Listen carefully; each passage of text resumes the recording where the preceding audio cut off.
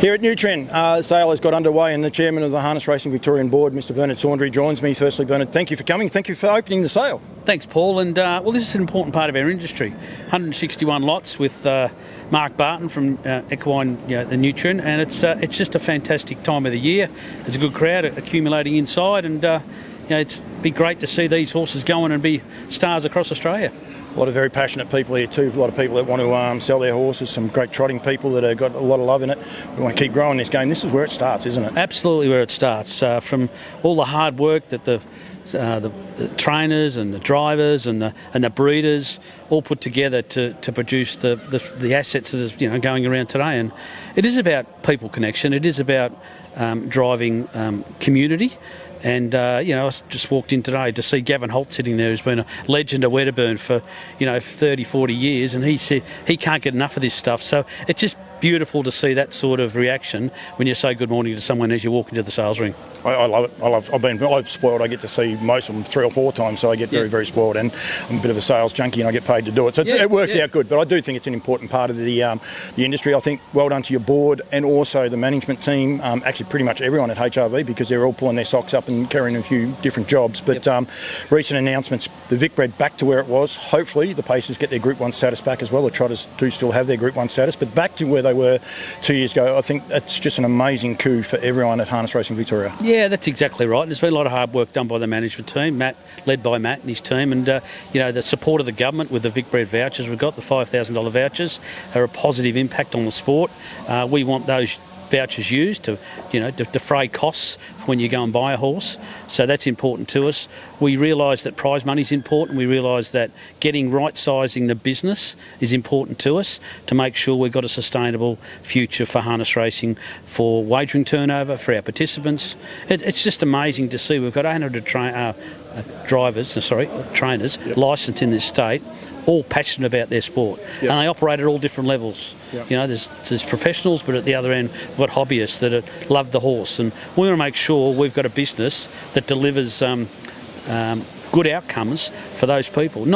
We can't guarantee income to everybody that wants to sign up and be part of the sport. What we can do is make sure we can put a show on that makes it realistic for them to enjoy their sport. That's very important, and I think you're right, and we need a sustainable. The other one is Judy Rothiger walks in there behind us as well, but she's a sales junkie too. She loves it. She mightn't be here officially, but she's here.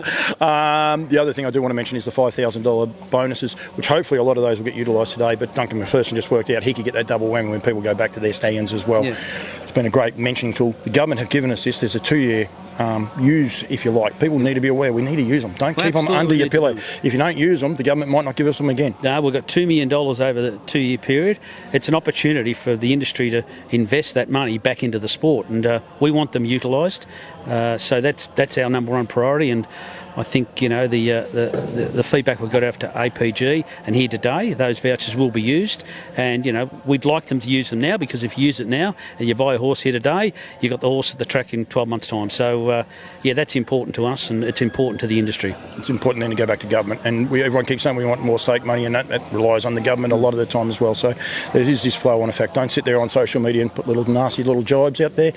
Utilise them if you can. If you win them, we were lucky enough to win one the other night. If you can use them, and get them back into the sport, and leave your jibes for yourself. Just go and look in the mirror and give yourself a jibe for a minute, and then come back from there. Yeah, it's interesting, Paul, because social media can be a very positive thing for the industry, and I think we do a good job with the people and the content team we've got around the media division, but I think the industry can play a role too. The participants can play a role, and I walk around race courses and here today, and if someone's got a gripe, just tap me on the shoulder and have the conversation. I don't want that to play out through social media, because they are desktop warriors that we really don't. I accept that there's going to be criticism of HRV, and we've got to learn to accept that. But we're also working hard on a range of issues to work every day back for the participants, and we know that trainers and the drivers and the stable hands all do an amazing job for us right across Victoria, and the Victorian harness industry has been a magnificent contributor. Like it's $650 million, and we can only do that by enjoying the work we do and demonstrating to other people that the sport is enjoyable to be engaged in. So that's really important for me, and it's a simple philosophy. Let's enjoy it, and I'll be frank with you, if people don't enjoy it, well, there are choices to make. right? And I'll be, and I want, if there's gripes, there'll always be gripes, but I want them to be. We want people to come and enjoy themselves, and be realistic about the enjoyment you want to have. Life today is really tough. People outside of harness racing, people here come in. Love patting a horse, love seeing a horse, love sitting in the parade ring and watching the horses go around. And people get up and train these every morning at 4 or 5 o'clock in the morning. So we've got to appreciate the importance of that. Yeah. No, I totally agree and understand what we've got and love it. Yeah. And if it's getting too much, well, have a think about it. Have a conversation. At least have a conversation with us. And we're here to help too in that side of it. Mental health's important. Yep. And that thing that we've got programs in place that Harness Racing Victoria will support participants. But it's about having the conversation. Don't sit back and wait. And as you get a bit older, you don't see that as a younger person, but it is important in any walk of life to have the conversation with people. Because if you don't do that, you never actually solve the problem, or you might be full of information that is not relevant to the topic you're really worried about. So it's important to have the conversation. I totally agree. Must realise too, Mick Price is here. He has a love of the horse racing. That all comes from Leap to Fame.